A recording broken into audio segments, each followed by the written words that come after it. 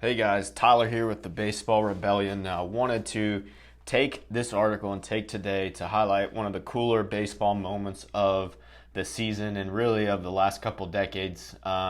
In the article, I talked about the impressive career of Carl Yastrzemski here on the left and the sweet swing that him and his grandson over here, Mike, have on the right, and some of the very cool similar things they do to make them such great left-handed power hitters. Carl, obviously a Hall of Fame career, hit over 450 career homers, over 3,000 hits. Mike has over 20 home runs or at 20 home runs as a rookie for the Giants this year. And there's a reason that these guys are so successful, and it has to do with some of the positions and angles that they create and some of the very, very good things they do in their swing to allow them to hit for such power. So in this breakdown, one of the cool things right away you can see is they both kind of seem like they're closed off just a little bit in their stance. And now there's nothing wrong with it, especially for left-handed hitters. Left-handed hitters like to over-rotate a little bit too early and come out of their swing a little too soon because they want to start running to first base. Now, it does help them finish their rotation better, especially younger hitters, but it can lead to them falling a little bit too much, this way as they swing instead of applying their directional force this way towards the ball. So what these guys do a really good job of is as they get into their load, they really sink into their back hip here. They've got this internal rotation of their hips. You can see both of their back pockets, which is kind of one of the staple things we talk about here at Baseball Rebellion when it comes to loading your pelvis, is showing that back pocket, getting that internal rotation of your hips, and showing that back pocket towards the pitcher. So you can see they both do a really good job of that. As they move forward, another thing you can see is they start to stretch this load. And as they get into heel plant, okay, what Mike has done is he has a little bit more of a heel to heel stride. You can see he's a little bit more in line versus Carl over here on the left is in a little bit. Now again, for lefties, that's not the end of the world, going in a little bit, and obviously it worked for him. So one thing I'm going to highlight right away, again, is how well they both also get into this hip hinge position. It's another one of our staple moves here at Baseball Rebellion and something that we really practice. And all this allows them to do is help rotate their bat upward better. Okay, and the positions that they're in, and particularly over here on the right, you have the position that Mike is in with his bat over his head right here versus Carl has it a little bit more flat.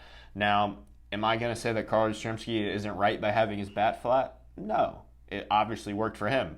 Does having your bat that flat work for every hitter? Probably not. But what you can see is on the right here with Mike, his is a little bit in a better, more powerful position, as we like to call it, and it's going to be easier to repeat for younger hitters having their bat over this way, over their head instead of behind their head here. But again, they've both done a good job of hip hinging. They've started some rotation, external rotation now of their hips. You can start to see their belt buckles are coming around, but you can still see their numbers as well. So his number 8 right there on the left, that's retired. Mike with the number 5. So you can see that they're starting to rotate their hips, but they're still delaying the rotation with their upper body. This is creating that hip and shoulder separation that we talk about. All right. You can almost see Yastrzemski on the right, Mike, his full name still, even though his foot's already down and his hips are starting to rotate, okay? So as they go into their rotation, into the swing of the bat, they do a really good job of getting tilt with their shoulders, okay? So you can see they both drop their back shoulder. Another thing that we talk about here a lot is the back shoulder's got to drop to allow the barrel to work down towards the catcher and back up. So you can see as they go to rotate, this back shoulder drops. They're both getting their barrel in the way of the catcher's mitt, as we like to call it, because that is the ball's intended target, is to go to the catcher's mitt. All right, so you can see that they're both getting their bat there. Mike, because he has a little bit more tilt in his shoulders, has a little bit more vertical bat angle versus Carl here, right here, because he is a little flatter with his shoulders, has a little flatter bat path. Mike has a little bit more side bend right here versus Carl's still a little tall. But again, they're both producing optimal results. These are both home runs. And the cool thing is they're both at Fenway. Okay, so as they get to contact, they have a really good side bend here. Another thing with their back foot, you can both notice how at contact, they're getting to that back big toe. They're not over-rotating their foot yet. They're using that front leg brace up right here to help generate some ground force and get their hips turning around really fast. All right, and then as they go into contact, they both do a good job of releasing the barrel out towards center field, okay? We talked about a lot of hitters will get to contact and immediately swing this way, Okay, that's going to cause them to take the sweet spot of the bat with them. They're not going to have what we call extension or a release of the bat. They both do a really good job at that. Then as they also at contact, you can see how both of them have tracked contact, right, with their neck and with their eyes, and are watching the ball make contact with the bat. And then as they finish their turn, they get into extension or release of the bat. Mike on the right, Carl on the left are still holding their vision.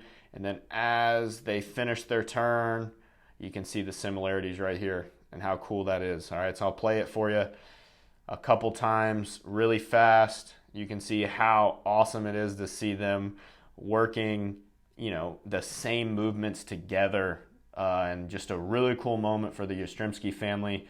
Myself, growing up a Red Sox fan, following Mike's career at Vanderbilt and now in the Giants, just really cool to see a family moment like this, and I know it's something that this family is going to remember forever.